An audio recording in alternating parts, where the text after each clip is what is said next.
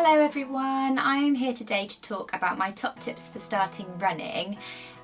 Running is something that's completely changed my life, and I just kind of wanted to share my top tips because I know it can be really daunting when you first start any sort of form of exercise. My running journey started in about a year and a half ago now. I wasn't overweight by any means, but I had quite an unhealthy lifestyle. I'd sort of got a spare tyre around my tummy from having my daughter, my second daughter, and I just ate a lot of rubbish. I didn't exercise at all. I hadn't done any regular exercise probably since I left school, which was a long time ago.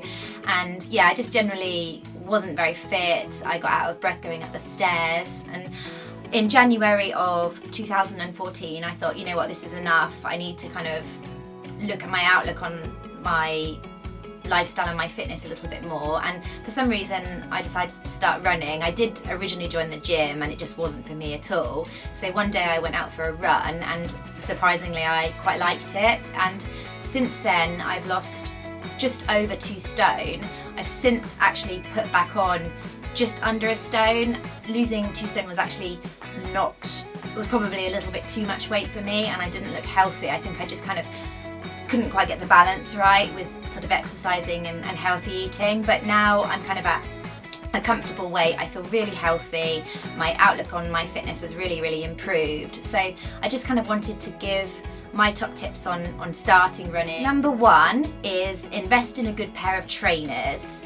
When you first start, obviously, you don't know if you're going to stick at it, so there's no point going out and spending hundreds on a pair of trainers. But after a while, when I first started, I just wore regular trainers I'd had for years, and I found that I was getting really bad knee pain, so bad that it actually stopped me from running at all for a while. And I went to see a physio, and he said it was actually really common in new runners. It's called runner's knee or something, and it's where your body's kind of not used to all the pressure that it's putting on your legs.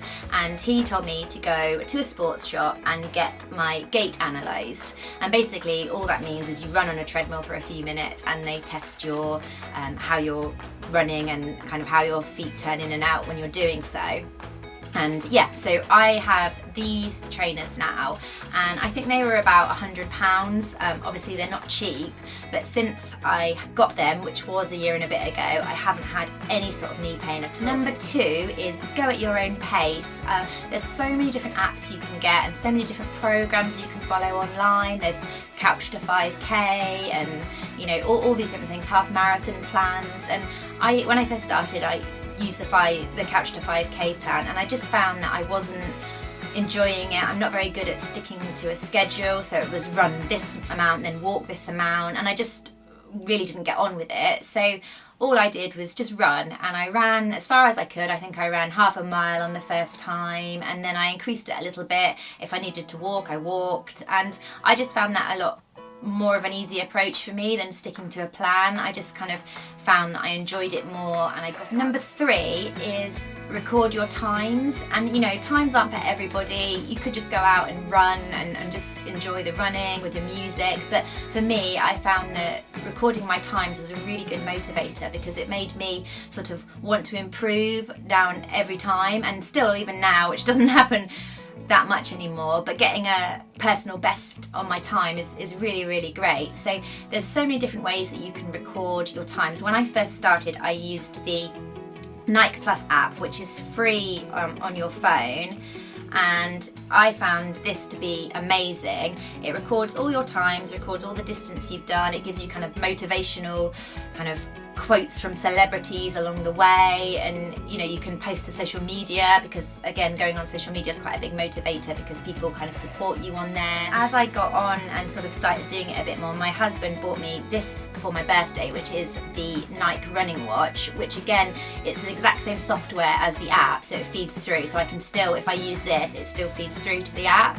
And this again wasn't cheap. I think it was about just under £100 or maybe just over, so again, not cheap, but I only got this after I'd been doing it a while. Number 4 would be to go and look up your local park run. If you haven't heard of park run before, I'll leave the link below, but basically they're free organised runs that you can go to every week. They're normally on a Saturday, and almost every town and city has one, and basically they're 5k routes, so about 3 and a bit miles, and there are literally people from every single walk of life there, all different shapes and sizes, all different speeds. At my one, you know, there's people doing it in like 18, 19 minutes, and then there are people who take about an hour to get round. So, you know, there's no pressure, it's a really, really kind of great community atmosphere.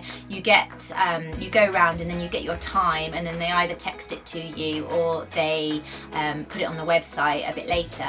And they're just a great way, if you're a bit scared about perhaps going to a race or anything like that, they're a great way of kind of motivating yourself, because you're with a lot of other different people, but not necessarily kind of racing against them, you're racing against yourself really. Number 5 would be similar to Park Run, but would be to sign up for a few races. And I know from experience, when I started, the thought of signing up to a race absolutely terrified me. I wouldn't, you know, it just wasn't something that I'd even thought about. But after I'd been running a couple of weeks, a friend suggested to me I sign up for a race. Bearing in mind I started in January, I signed up for a race in June, and I signed up for a 10k race. And then I also, a little bit later, signed up to a half marathon in the October and the August as well, actually. And yeah, races are such a great way. If you're ever feeling a bit kind of like you're getting a bit demotivated, they're a great thing, because you know you're going to have to aim towards them, you're going to have to train for them, and so they're a great way of kind of keeping in the kind of routine of running. And you know, there are people there who are really fast, obviously, there's professional runners in a lot of races, but there's also just people like you or me who, you know, aren't necessarily the quickest but just enjoy running. And the buzz of finishing and the buzz of crossing the finish line and getting a medal is honestly absolutely amazing. You can't kind of describe it until you've done it yourself, but it's such a great motivator. And every time I run a race, I think, oh my god, as I'm running along, I think there's no way I'm doing this again.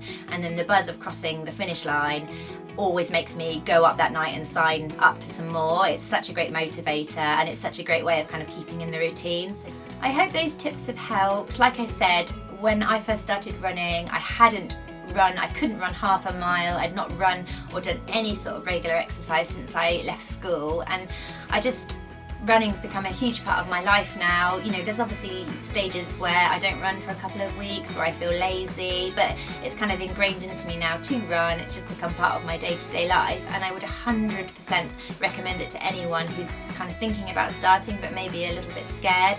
It's the best thing I've ever done. So yeah, definitely give it a go and not be afraid. And if I can help anyone at all, leave your questions in the comments and I'll try and help. But yeah, anyway, good luck running and see you soon. Bye!